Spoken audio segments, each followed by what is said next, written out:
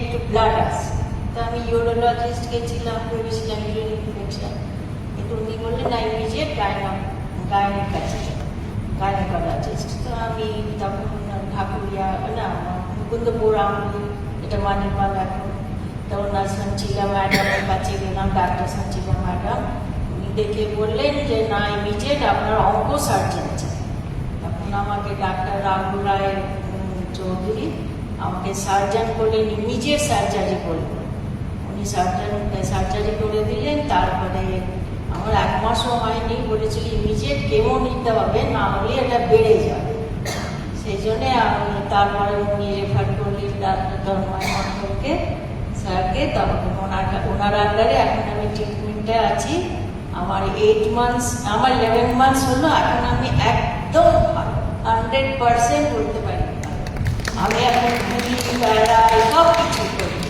তবে ওনার খাবারটা খুব নর্মাল খাই, খুব বেশি রিচ খাই না, খাই না, কিন্তু আদারওয়াইজ আমি একদম ভালো। এই জন্য আমি থ্যাংক ইউ জানাচ্ছি ডক্টরসদের। আমি স্পেশালি ডাক্তার তন্ময় মণ্ডল, ডাক্তার রাহুল রায় চৌধুরী আর ডাক্তার সঞ্চিলা ম্যাডামকে। উনিরা না থাকলে হয়তো আমি বাঁচতাম না, কিন্তু আমার একদম লাস্ট স্টেজ হয়ে গেছিল আর অনেক ছড়িয়ে গেছিল। সেই জন্য ওনাদেরকে আমি থ্যাংক ইউ জানাচ্ছি প্রচুর। মানে আমি কীভাবে যে গ্রেটফুল ওনাদের কাছে আমি নিজেই বলে বোঝাতে পারবো না। Thank you.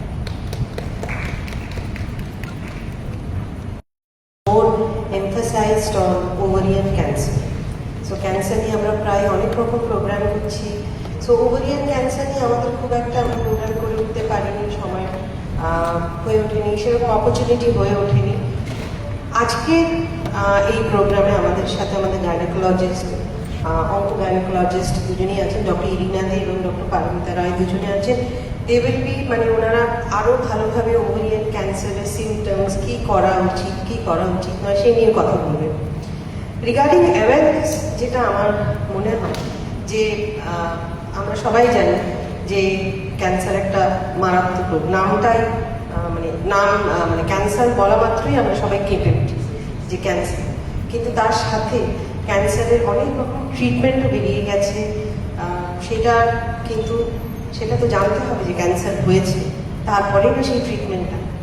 আমাদের দেশে, স্পেশালি আমাদের এই রিজনে, যেটা সব থেকে ল্যাকিং হচ্ছে যে অ্যাওয়ারনেস। অনেক কিছুই আমরা গ্যাস অম্বল বলে চালিয়ে দিচ্ছি। ওভারিয়ান ক্যান্সার হচ্ছে one of the most common gynaecological cancer, এবং এটা খুব সাইলেন্টলি আসে, এবং যতদিনে এটার সিমটমস বোঝা যায় এবং এটা ডায়াগনোসড হয় to be ovarian cancer, it is too late. Too late মানে সেটা হয়তো এমন একটা স্টেজে চলে গেছে যেখানে সার্ভাইভাল রেটটা হয়তো কম। এটা হয়তো যদি আগে আমরা জানতে পারতাম, সার্ভাইভাল রেটটা would have been much better. So আমাদের এই প্রোগ্রাম মিডিয়া থেকে, আমাদের যারা ফ্রেন্ডস কলিগস যারা এসছেন, এটা হচ্ছে আমরা বলতে পারি, আমরা কোনো সার্ভিস ডেলিভারি করতে পারি, কিন্তু সেটা জনগণের মাঝখানে, পপুলেশনের মাঝখানে, মানুষজনের মাঝখানে এটা কিন্তু আপনারাই পৌঁছে দিতে পারবেন। কিভাবে এটার অ্যাওয়ারনেস আমরা বাড়াতে পারি to each and every household, এটা যদি আমাদের মধ্যে আলোচনার বিষয় হয়ে ওঠে যে না, সব কিছুকে তোমরা জাস্ট গ্যাস অম্বল, পেটে ব্যথার ওষুধ খেয়ে নাও, গ্যাস অম্বলও প্যানফর্টি খেয়ে নাও, এইগুলো না বলে যদি এটার একটা ঠিক মতন একটা আমরা ডায়াগনোসিস করতে পারি, ভালোভাবে কোনো এক ডক্টরের কাছে গিয়ে এটা ইভ্যালুয়েট করতে পারি, তাহলে হয়তো আমাদের এই ওভারিয়ান ক্যান্সার বা যে কোনো ক্যান্সারের কথাই আমি বলছি, বা যে কোনো ফেটাল ডিজিজের কথা বলছি, সেটা একটা এমন স্টেজে ধরা পড়তে পারে যখন আমরা সেটা ট্রিটমেন্ট দিয়ে সেটাকে ঠিক করার সম্ভাবনা অনেকটা বেশি। সো সেই বলেই আজকে আমি এখানে আই উইল রিকোয়েস্ট আমাদের যারা ডক্টর বসে আছেন to say few words on how we can pass this on. এবং this is a must. Generation change হচ্ছে, পিপল আর চেঞ্জিং, অনেক কিছু চেঞ্জেস আমরা রিসেন্টলিও দেখলাম। সো হোপফুলি আমাদের যা চেঞ্জেস হচ্ছে যেন ইট কামস ইন গুড। এখনকার জেনারেশনের মধ্যে যে জিনিসটা আমার খুব ভালো লাগে সেটা হচ্ছে ওদের মধ্যে কোনো কিছু আলোচনা করা বা কোনো কিছু ডিসকাস করা নিজেদের বন্ধুদের মধ্যে, দ্যার ইজ নো ট্যাবু। মানে তারা আজকে একটা মানে পিরিয়ডস নিয়েও যতটা ছেলে বন্ধুদের সাথেও বসে ফ্রিলি কথা বলতে পারে, তার অনেক কিছু এরকম ওপেন ডিসকাশন করতে পারে উইচ ইজ হেলদি। কিন্তু যারা আজকের দিনে যারা ইন দ্য মিডল এজে যারা আছে, তাদের মধ্যে কিন্তু সেই সোশ্যাল ট্যাবুটা এখনো রয়ে গেছে। So we have to break through this taboo, we have to talk it out. আমাদের উই শুড রিচ আউট। আমার মোদ্দা কথা হচ্ছে উই শুড রিচ আউট। যেখানে যেটা আপনার কাছাকাছি হেলথ কেয়ার আছে, যেখানে আপনার কাছাকাছি ডক্টরস আছে, please reach out. We want people to be healthy, we want people to be treated. যদি অসুস্থ থাকে ডেফিনেটলি তার ট্রিটমেন্ট দরকার, এবং যদি এরকম কোনো একটা ফেটাল ডিজিজ হয়ে থাকে যার আউটকামটা could be much better if diagnosed early, যদি তার মধ্যে সেই সচেতনতা থাকতো যে হ্যাঁ এটা আমি আগে ট্রিটমেন্ট করালে আমার ভালো হয়, এটা আমার খারাপ কিছু হতে পারে, please do reach out. So এই বলে I will pass it on to doctor Irinda De, if she could now just throw some light. ওখানে বসেই বলুন, ওটাই ভালো হবে। ওখানে বসে গুড আফটারনুন। আমি এখানে full timer consultant obstetrician and gynaecologist. তো আমি সবাইকে এটাই বলতে চাইবো কি ovarian cancer is usually I have found it is diagnosed quite late. এটা কেন হয়? কারণ কি it presents with very harmless symptoms like flatulence, dyspepsia মানে গ্যাস, অম্বল, পেট ফলা, পেট ফুলে যাচ্ছে, পেটটা ভারী লাগছে, just that much. Acidity, people come to me কি 2-3 মাস ধরে শুধু একটু বেশি গ্যাস হচ্ছিল, বা অল্টার্ড বাউল হ্যাবিটস। ঠিক আছে, অনেক সময় অনেকে মেনস্ট্রুয়াল ডিস্টারবেন্সেস নিয়ে আসে, অনেক সময় পোস্ট মিনোপজাল যারা মিনোপজ হয়ে যাওয়ার পর যাদের এরকম প্রবলেম হয় সেটা তো আরো কমন, কারণ মিনোপজাল লেডিসদের এই গ্যাস্ট্রিক সিমটমসগুলো বেশি কমন হয়। আর সেইগুলো গ্যাস্ট্রিক সিমটমস ভেবে তারা মাসের পর মাস নেগলেক্ট করেছে, বা কাউকে না দেখিয়ে খালি গ্যাসের ট্যাবলেট খেতে থেকেছে। But by the time they come the tumour is quite good. In fact very recently আমাদের 2-3 দিন আগেই এরকম একজন মহিলা ভর্তি হলেন, যে প্রথমে গ্যাস্ট্রো সার্জনের আন্ডারে ভর্তি হলেন, তারপরে সিটি করে দেখা গেল হিউজ ওভেরিয়ান মাস, তারপরে তা আমাদের আন্ডারে ট্রান্সফার হলো। তো প্রথমে সেটা বেনাইন টিউমার ভেবে আমার আন্ডারে ট্রান্সফার হলো, কিন্তু যখন টিউমার মার্কার্স গুলো করা হলো they were very very high.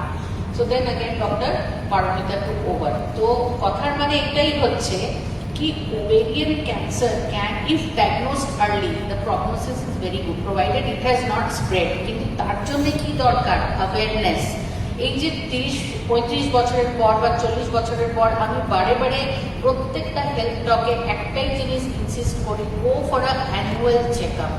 Annual health checkup, you may be perfectly healthy, কোনো প্রবলেম নাই, বাট একটা অ্যানুয়াল হেলথ চেকআপে আমরা কি একটা রুটিন আলট্রাসোনোগ্রাফি করাই, রুটিন ব্লাড লেভেলসগুলো চেক করাই, প্লাস যাদের ফ্যামিলি হিস্ট্রি অফ ক্যান্সার আছে, কারণ যে কোনো ক্যান্সার, হ্যাঁ, colon cancer, breast cancer, endometrial cancer in either the direct female relatives or second degree female relatives, তাদেরকে তো আরোই এই চেক আপগুলো করানো উচিত। ইনফ্যাক্ট যাদের কোনো ফ্যামিলি হিস্ট্রি আছে আমরা টিউমার মার্কার্সগুলো টেস্ট করি, কারণ কি ওইগুলো ব্লাড লেভেলে ব্লাডে যদি বেশি থাকে then we can suspect cancer.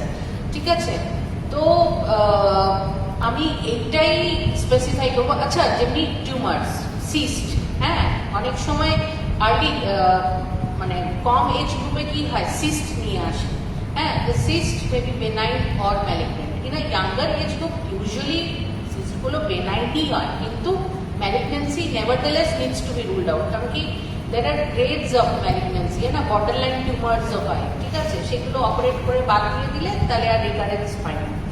তো সুতরাং আমি এটাই বলবো, বারে বারে বলবো, nobody মানে should neglect even these slight symptoms. As madam said, দোকানে গিয়ে জাস্ট একটা গ্যাসের ট্যাবলেট কিনে খেয়ে নিলাম, এই জিনিসগুলো করা উচিত নয়। মেন সিমটমস কি?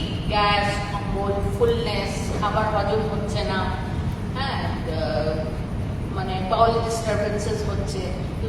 ফার্স্ট থিং অ্যাটলিস্ট বেসিক একটা আলট্রাসোনোগ্রাফি করে এটা তো ধরা যাবে কি টিউমার আছে কি না। এবার তারপরে টিউমারটা বেনাইন হচ্ছে কি হচ্ছে সেটা আমরা ফার্দার ইনভেস্টিগেট করবো, বাট একটা বেসিক আলট্রাসোনোগ্রাফি অ্যানুয়ালি করে নেওয়াটা খুবই দরকার। আর যত আচ্ছা আরেকটা জিনিস যেটা ওয়াই ক্যান্সার এই ক্যান্সারগুলো এখন ইনক্রিজিং টেন্ডেন্সি কেন হচ্ছে, as you know women were made to they were supposed to be always mothers. So এখন age of reproduction ও বেড়ে যাচ্ছে, we are having lesser number of children, so these things are also somewhere or they are having a role why তারপরে we are undergoing infertility treatments, ঠিক আছে, IVF. So somewhere down the line even these things have got a role in increasing the incidence of cancers. So but ভয় খাওয়ার কোনো দরকার নেই. Best is if you can do a routine annual checkup and if you can diagnose them early, there are treatment available and people are leading, there are cancer survivors who are leading a healthy life after being treated completely, provided they are diagnosed and treated early, right? So I will end my talk here and hand over the mic to the specialist who will educate you. নমস্কার, আমি doctor Paromita রায়, আমি একজন gynaecological oncologist. তো